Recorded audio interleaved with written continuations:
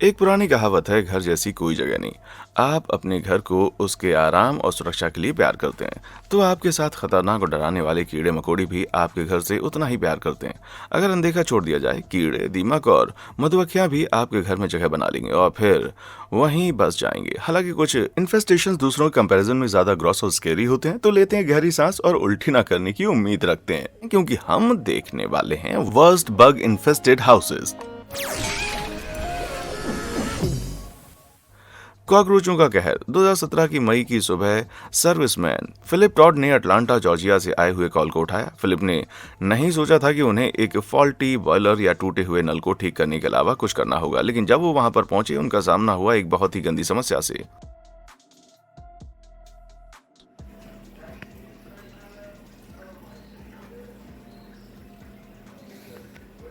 घर में कॉकरोच ही कॉकरोच थे। डस्टबिन में, दीवार पर, छत पर, जमीन पर, कोई जगह सेफ नहीं थी। ऐसा लग रहा था जो जहां पर रहता था वो बस इस इन्फेस्टेशन के साथ खुशी से रहता था। छी यार, शायद अब आप इस घर के मालिक को जज कर रहे होंगे और उससे दोष दे रहे होंगे क्योंकि उसने अपना घर साफ नहीं किया और कॉकरोच को नहीं निकाला। लेकिन कॉकरोच को पकड़ना आसान नहीं होता, वो तेज होते हैं। अमेरिकन कॉकरोच 50 बॉडी लेंथ पर सेकंड की स्पीड से चल सकते हैं, जो इंसानों की 210 मील प्रति घंटे के दौड़ने की स्पीड के बराबर होती है। कॉकरोचेस को बड़ी संख्या में रहने में भी कोई समस्या नहीं होती है। फिलिप को कितने कीड़ों का सामना करना था ये तो बताया भी नहीं जा सकता, लेकिन 2019 में ऑस्ट्रेलिया के एक नाली में हजारों कॉकरोच पाए गए थे। शुक्र है फिलिप वहां पर नहीं था। एनेस्टियोसिस थियोहारिस के मुताबिक कॉकरोच छोटी छोटी जगह पर भी अपना बसेरा डाल सकते हैं, वो कहीं पर भी इन्फेस्ट कर सकते हैं। सिडनी के एक घर पर जब कंस्ट्रक्शन वर्कर काम कर रहे थे, तब उन्होंने देखा कि घर का टेलीफोन बंद पड़ा हुआ है। जो केसिंग के नीचे की धूल की तरह लग रही थी, वो धूल नहीं बल्कि एक बहुत ही बेहुदा सरप्राइज था।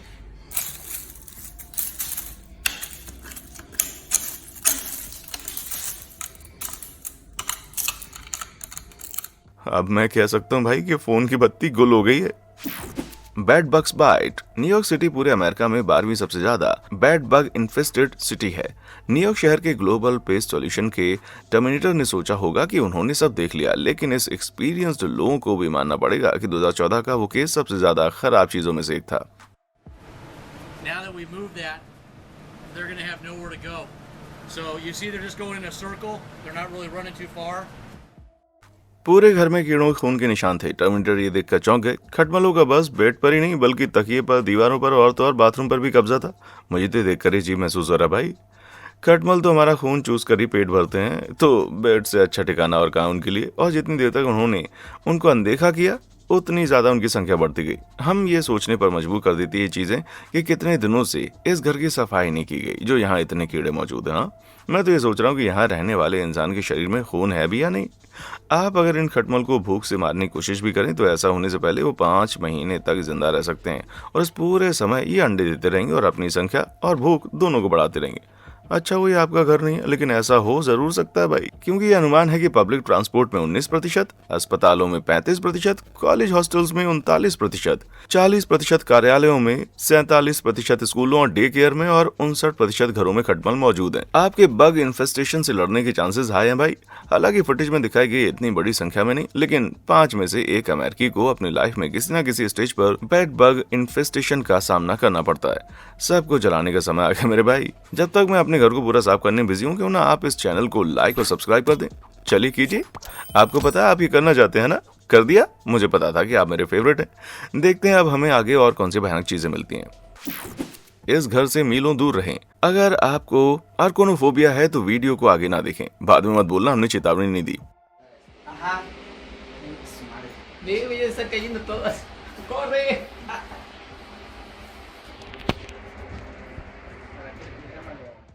अगर इन्हें देखकर आपको लग रहा है कि ये कोई छत पर लगा काला जाल है, तो आप गलत हैं। ये मकड़ियां हैं और यदि इनके सही नाम की बात करें तो इन्हें ओलंपियंस, हार्वेस्टर्स और डैडी लॉन्ग लेग्स के नाम से भी जाना जाता है। ऐसा लगता है कि काफी समय से इस घर की छत पर ही रह रहे हैं। हे भगवान, इस छत पर तो हजारों 8 पैर वाले शैतान हैं। इतनी ज्यादा संख्या में इन हार्वेस्टमैन का होना भयानक जरूर लग सकता है, लेकिन ये आपके घर पर हमला करने वाले सबसे खराब कीड़ों में से नहीं है। हार्वेस्टमैन घर को नुकसान नहीं पहुंचाते। हाँ, अगर घर की सुंदरता की ओर ध्यान न दे तो मकान मालिक को डराने के अलावा ये ना ही किसी इंसान को काटते हैं और ना ही जहर बनाते हैं। ज्यादा समय हार्वेस्टर आपके बेसमेंट, क्रॉल स्पेस और गैरेज में रहना पसंद करते हैं। ज्यादातर मकड़ियां वार्म और छायादार जगह में रहना पसंद करती हैं, जैसे पेड़ों के ऊपर या फिर चट्टानों के नीचे, ताकि वो किसी भी छोटे कीड़े का शिकार कर पाए। अगर आप मेरी तरह कीड़ों को प्यार नहीं करते तो आप नहीं चाहेंगे कि वो आपकी छत पर डेरा डालकर रखें। मुझे नहीं लगता कि आपको ये चीज कुछ खास पसंद आई होगी, है ना?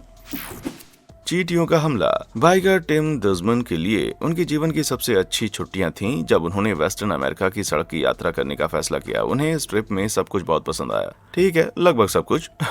उन्होंने अपनी ट्रिप में बहुत सारी अजीब अजीब सी चीजें देखी, लेकिन कोई भी इतना ज्यादा अजीब नहीं था जितनी उन्हें मैक्सिको में सुबह नाश्ता करते हुए दिखाई दी। उन्होंने देखा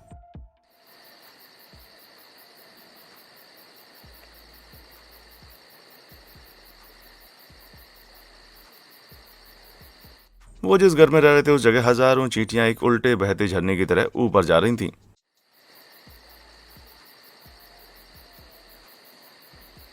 इन्हें देखकर मुझे जितनी खुजली हो रही ना, उतना ही बाकी कीड़ों की तुलना में ये सुंदर भी लग रहा है। इन चींटियों को आखिर पता कैसे चलता है कि इन्हें एक ही डायरेक्शन में जाना है? खैर, लगभग चींटियों की सभी कॉलोनीज ट्रेवल करते समय आपस में बात करती हैं। इसका मतलब ये नहीं है कि वो आपस में एक दूसरे से रास्ता पूछते रहते हैं। वो फेरोमोन का उपयोग करके ऐसा करते हैं। फेरोमोन एक केमिकल सब्सटेंस है जो चींटियां अपने जैसी ही दूसरी चींटियों के व्यवहार को समझने के लिए छोड़ती जाती हैं। ट्रेवल करते समय चींटियां फेरोमोन का एक निशान छोड़ती हैं ताकि बाकी सभी चींटियां उसका पीछा करते हुए सीधे और सबसे तेज जा सकें। और अगर ये सबसे तेज रास्ता आपके घर से जा रहा हो तो इन्हें रोकने के लिए आप कुछ नहीं कर सकते। अमेरिका में 700 से भी ज्यादा प्रकार की चींटियां पाई जाती हैं, लेकिन उनमें से केवल 25 ही आपके घर में आ सकती हैं। आपकी चींटियों को दूर रखने के लिए रेड की कुछ बोतल्स खरीद सकते हैं, लेकिन अगर चींटियां ज्यादा संख्या में मौजूद हों तो घर बदल देना ही ठीक होगा मेरे भाई। दीमक का आतंक। क्रिस द मैन टेलर ने असलियत में अपना नाम सचमुच कमाया है। सिडनी ऑस्ट्रेलिया में मौजूद फॉरेंसिक पेस्ट मैनेजमेंट में काम करने वाले क्रिस वो व्यक्ति हैं जिसे आप अपने घर के अनचाहे कीड़ों से पीछा छुड़वाने के लिए बुला सकते हैं। वो बर्ड कंट्रोल्स और दीमक कंट्रोल में माहिर हैं। That's why you must get your house checked at least once every 12 months. ये क्रिस हैं जो किसी के घर की दीवार में से निकले हुए सबसे बड़े दीमक के घोंसलों में से एक घोंसला दिखा रहे हैं। क्रिस जैसे जैसे इस दीवार को तोड़ रहे हैं वैसे वैसे ये घोंसला और ज्यादा बड़ा दिखाई दे रहा है। ये दीमक का घोंसला इतना बड़ा है कि ये कमरे के सभी दीवारों पर फैल चुका है। दीमक ऐसे बड़े घोंसलों को बनाते हैं जो कि मिट्टी की ट्यूब्स की तरह होते हैं ताकि वो अपने खाने तक पहुंच सकें और हवा से अपने आप को बचा सकें। जब दीमक अपने खाने की तलाश में होते हैं तो वो लगातार लकड़ी को खाते रहते हैं। वो 24/7 खाते ही रहते हैं। ये जीव अपने दांतों वाले जबड़े का इस्तेमाल करके लकड़ी को एकदम छोटे छोटे हिस्सों में तोड़ देते हैं। हर साल अनुमान लगाया जाता है कि वो 5 बिलियन से भी ज्यादा की प्रॉपर्टी का नुकसान कर देते हैं। एक औसत वर्ष में आप एक दीमक रानी से 5000 से 10,000 अंडे देने की उम्मीद कर सकते हैं। 60,000 दीमक को एक मैच्योर कॉलोनी माना जाता है, जिसमें विशिष्ट कॉलोनी का आकार 60,000 और 2 मिलियन के बीच में होता है। इतनी अधिक संख्या में दीमक किसी भी इमारत को बहुत ही ज्यादा नुकसान पहुंचा सकते हैं। भगवान का शुक्र है कि द मैन सही योजना के साथ मौजूद है। स्टिंग बग संकट। दिन अक्टूबर 7, 2021 हैंसन कैंटकी को एक गुमनाम महिला की याद में लंबे समय तक जाना जाएगा। अमेरिका के 84% घरों की तरह उस महिला के घर में भी एक इंडोर एसी लगा हुआ था जो कि कैंटकी के तेज गर्मी के लिए जरूरी है। पर यह इंडोर एयर कंडीशनर अंदर आने का मौका देता है कुछ बिन बुलाए मेहमानों को। सुरक्षा टेप को जब उसने हटाया तब बदबूदार और रोंगटे खड़े कर देने वाले कीड़ों ने उस औरत पर हमला कर दिया। घबराकर उस औरत ने उन स्टिंग बग पर वैक्यूम क्लीनर से हमला करना चालू कर दिया। उसे लगा कि अब ये इस हमले का अंत होगा, पर ये स्टिंग बग अभी उसे इतनी जल्दी छोड़ के जाने वालों में से नहीं थे। जब वो अपने कमरे में वापस लौटी तो उसने पाया कि उन स्टिंग बग्स ने उसके घर को ही अपना नया आशियाना बनाना शुरू कर दिया है।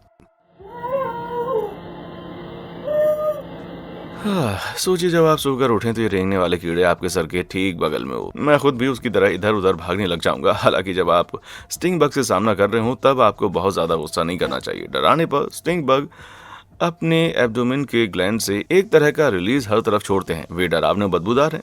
अब इस चीज के लिए मैं धरती माँ का कैसे शुक्रिया अदा करूं समझ नहीं आता भाई। I just got home to find these puppies all up in my grill.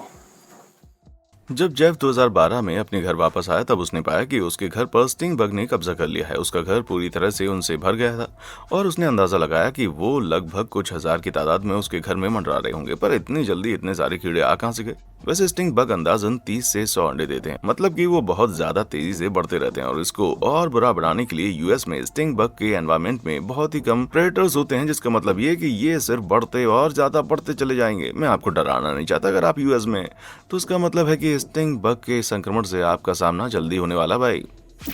Lady bugs का पागलपन। बीते 2015 और दिनों की तरह ही वो नवंबर का एक आम दिन था जब रॉजर स्टीफनसन ने कुछ देखा कि उनके स्टोन काउंटी आरकानसासो के घर में कुछ तो अलग है।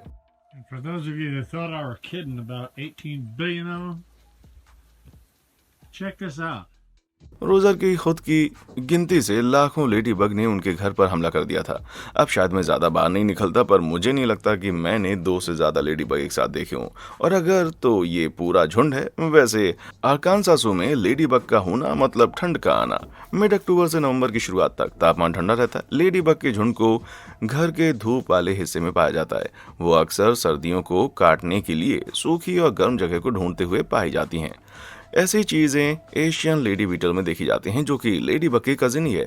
रेडिट के यूजर बॉयलर मेकर 105 को इसके बारे में तब पता चला जब 2014 में उसके काम करने वाली जगह पर यह हजारों की तादाद में इकट्ठा हो गई।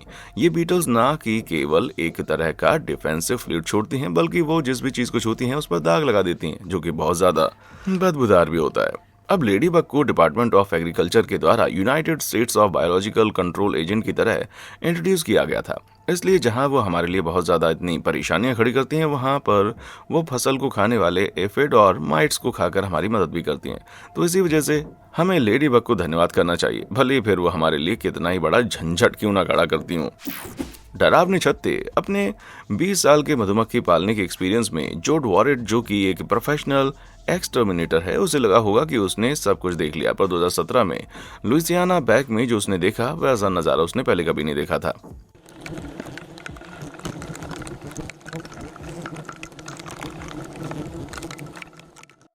वो मधुमक्खी नहीं है, वो भौरे हैं, और वो सिर्फ भौरे नहीं, पीले भौरे। ये खुले तौर पर हमला करने वाले कीड़े अपने डिफेंसिव बिहेवियर के लिए फेमस हैं, क्योंकि उन्हें जैसे ही खतरा दिखता है वो झुंड बनाकर हमला करते हैं। ये अपना घर भी सुरक्षित जगहों पर ही बनाते हैं, जैसे कि किसी बिल या दरार में। पर इनके झुंड को एक पुराना शेड मिल गया और इन्होंने पूरे छत में ही अपना घर बना लिया।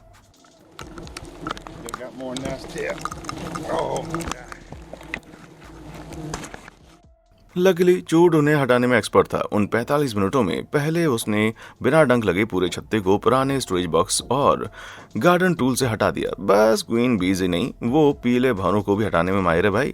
पर यह आखिरी बार नहीं था जब चूड ने पीले भौरों का छत्ता हटाया हो। 2021 में उसे जुलैक लुइसियाना के एक घर में बुलाया गया, जहां उसने एक बड़े से छत्ते को हटा दिया।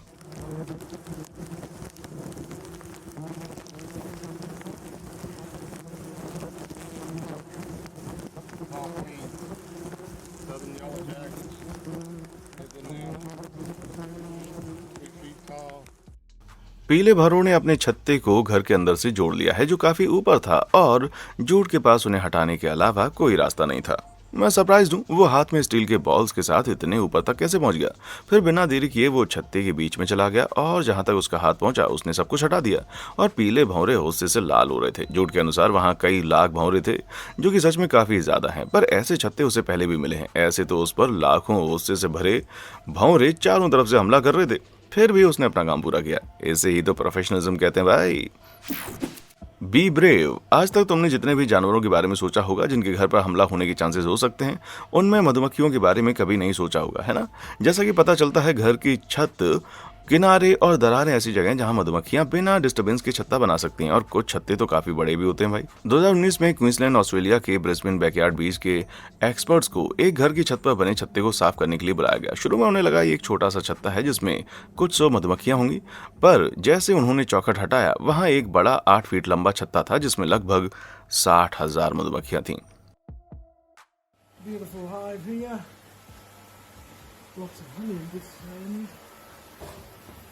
मधुमक्खियां उन अटैक करने वाले भौरों से कम अग्रेसिव होती हैं, इसलिए एक्सपर्ट्स आसानी से बिना उन्हें गुस्सा दिलाए छत से एक एक करके छत्ते के भाग को हनी के साथ निकाल पाए। मधुमक्खियां काफी शांत थीं और एक्सपर्ट्स ने उन्हें एक कंटेनर में आसानी से रिलोकेट करने के लिए डाल दिया। वो सच में हीरो थे मेरे भाई। मच्छरों की पागलपंती। कुछ ऐसे कीड़े हैं जिनसे मुझे नफरत है, और कुछ ऐसे कीड़े हैं जिनको मैं देखना पसंद नहीं करता, लेकिन फिर आते हैं मच्छर। बस ये पता लगाने की देरी होती है कि हमारे आसपास मच्छर घूम रहा है कि हम परेशान होना शुरू हो जाते हैं। लेकिन सोचिए कि अगर आपके पास एक मच्छर नहीं बल्कि उनका पूरा झुंड घूम रहा हो, तो जैसे कि 2014 की तरह जब कुछ ऐसा हुआ। Look at the mosquitoes. These are mosquitoes by my back door. Look at the door, how infested they are. जरा उन मच्छरों को देखो, मेरे पिछले वाले दरवाजे पर भी मच्छर हैं भैया। जरा दरवाजे को देखो तो सही, कितने सारे मच्छर हैं। मुझे इस न्यूयॉर्क में रहने वाले इंसान से कभी भी जलन महसूस नहीं होने वाली। आप ऐसा लगता है यहाँ लाखों नहीं तो हजारों मच्छर तो हैं ही। अगर उसकी जगह मैं होता तो मैं शायद पूरे शहर में आग लगा देता। Look at them all. It's crazy. Has anybody's door ever looked like this with mosquitoes before? जरा इन सबको देखो, ये कितना अजीब नजारा है भाई। क्या कभी तुमने किसी का दरवाजा ऐसा देखा है, पूरा मच्छरों से भरा हुआ? हाँ, लेकिन आखिर इतने सारे मच्छर यहाँ पर कर क्या रहे हैं? हुआ ये कि उस शाम उनकी कुछ वार्म और वेट मौसम की वजह से इन मच्छरों के लिए परफेक्ट ब्रीडिंग कंडीशन बन गई। फीमेल मच्छर रुके हुए पानी में एक ही बार में 300 से भी ज्यादा अंडे दे देती हैं। ये अंडे, जिनको प्यूपा कहते हैं, फिर एडल्ट बनने के बाद ही पानी से बाहर आते हैं और वो कंडीशन पर डिपेंड करता है। हो सकता है कि वो सभी एक ही बारी में पानी से बाहर आ जाए, और इसलिए अगर आप वार्म वेट जगह पर रहते हैं, साथ में कहीं कोई ठहरा हुआ पानी है, तो जरा अच्छी खासी मच्छर भगाने वाली दवाई डालने का इंतजाम कर लीजिए, क्योंकि आपको उसकी जरूरत पड़ेगी भाई। पागल हुए लॉक्सर्ट्स। मिशिगन के सेंट क्लेयर शोर से निकलते हुए जब केटी विलियम्स ने अमेरिका की सड़कों की तरफ देखा, एकदम उसकी नजरों में कुछ अजीब सा आया। उसको ऐसा घर दिखाई दिया जो कि किसी आम घर की तरह नहीं दिख रहा था।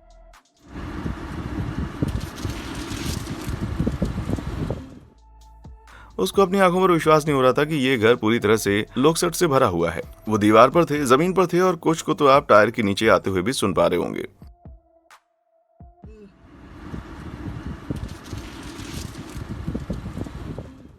क्या इस घर के अंदर रहने वाले लोगों को इसके बारे में कुछ अंदाजा नहीं था, या फिर उन्होंने बस मान लिया था कि ये भगवान के द्वारा दी गई कोई चेतावनी है और वो वहां से भाग गए? ठीक है, उन्होंने जो मर्जी किया हो। शायद उनको ये जानकर बेहतर लगता है कि लोकसर्ट्स ग्रॉस होपर की एक स्पीशीज है, जहां इंट्रोवर्ट ग्रॉस होपर शांति से अकेला रहना पसंद करते हैं, लेकिन लोकसर्ट्स ज्यादातर इकट्ठे झुंड बनाकर रहते हैं और भुखमरी के समय और भी ज्यादा तेजी से रिप्रोड्यूस करने लगते हैं। और इससे बुरी चीज ये है कि क्लाइमेट चेंज की वजह से जो हमारी धरती गर्म होती जा रही है, हमें लोकसर्ट्स के झुंड ज्यादा दिखने लगेंगे। वेट मौसम की वजह से लोकसर्ट्स के लिए ऐसा एनवायरनमेंट बन जाएगा जहां वो आराम से जीना शुरू कर देंगे। और इससे भी ज्यादा बढ़िया बात तो यह है कि इनको बढ़ने से कोई भी नहीं रोक पाएगा। फ्लीज को भगाओ। आपको शायद लग रहा होगा कि फ्लीज वो कीड़े हैं जो कि जानवरों के शरीर पर चिपक जाते हैं, उनका खून चूसते हैं और जिससे उन्हें खारिश होती है। लेकिन भले ही इनका नाम स्नो फ्लीज क्यों ना हो, ये असलियत में फ्लीज की तरह नहीं होते। हालांकि कूदते हुए चूसने वाले कीड़ों के जैसे लग रहे हैं ये। शायद आपने इनका दूसरा नाम स्प्रिंगटेल भी सुना होगा, लेकिन उसके विपरीत ये सर्दियों में गीली जगह पर रहना पसंद करते हैं। और रहने से मेरा मतलब है पूरा झुंड बनाकर रहना। 2012 में अल्बामा के एक इंसान ने रात को अपनी बिल्ली को बेसमेंट में आवाज करते हुए सुना। उसने वहां जाकर इन्वेस्टिगेट किया और उसने जो देखा उसको देखकर वो हैरान परेशान हो गया। That is a real infestation. अब ये होती ना सचमुच इन्फेस्टेशन। उसने अपनी पूरी जिंदगी में ऐसा कुछ भी नहीं देखा था, और उसके हिसाब के मुताबिक वहां पर लगभग 50,000 फ्लीज मौजूद थे। अब ज्यादातर स्नो फ्लीज घर के बाहर ही मंडराती हैं, लेकिन कभी कभार वो घर के अंदर भी आ जाती हैं। और अगर उनको गलती से एक मॉइस्ट जगह मिल जाए तो वो पागलों की तरह बढ़ना और मल्टीप्लाई करना शुरू कर देती हैं। लेकिन ये तो शुक्र है कि दूसरी तरह के फ्लीज के बजाय स्नो फ्लीज डंक नहीं मारती, इसलिए ज्यादा से ज्यादा ये सिर्फ आपके घर को गंदा बना सकती हैं। और ऐसे ही हमारे अल्बामा में रह रहे इंसान के घर पे हुआ। लेकिन रुकिए, आखिर स्नो फ्लीज के नाम में स्नो क्यों लगाया जाता है? शायद इसको देखकर आपको इस सवाल का जवाब मिल जाएगा। वैसे देखा जाए तो जब ये इकट्ठी होती हैं तो वो कम खतरनाक लगती हैं। पिघलती हुई बर्फ अक्सर स्नो फ्लीज के झुंड को अपनी तरफ आकर्षित करती हैं और अपने रंग की वजह से वो स्नो पर आकर चमकती हैं। अब ये कैसी चीज है जो कि आपकी क्रिसमस को सच में डरावना बना सकती है भाई? इनमें से कौन सा बग इन्फेस्टेशन ऐसा है जिसके बारे में आप सुनना भी पसंद नहीं करेंगे? या फिर शायद आप एक ऐसे इंसान हैं जिसको अपने घर में कीड़ों के साथ रहना पसंद है? खैर, जो भी हो, मर्जी आपकी है। मुझे बस नीचे कमेंट सेक्शन में आकर बता दें कि आप किस तरह के इंसान हैं। और हाँ, देखने के लिए शुक्रिया।